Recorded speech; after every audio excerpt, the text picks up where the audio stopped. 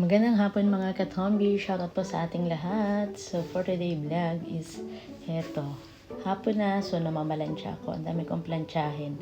So after vacation, dumami ang aking trabaho dahil nga na nagbakasyon ako na sa linggo. Yung mga nakasampay, paplantsahin ko. Tapos yung pa lang ang aking napaplantsa, kakaunti pa. Ito pa ho, puno na. Ito pa, may beddings pa. Meron pa dun sa washing. At higit sa lahat, meron pa ding madudumi. So, natambakan talaga ako. It's hard for me na I don't like ironing, but no choice tayo. Ito ang ating trabaho. So, ang aking kamay ay mapapasma na naman. O, diba? So, ganun lang talaga ang buhay, laban laang. The most important is meron tayong trabaho at tayo ay nabubuhay dito sa mundo. Yun lang yun.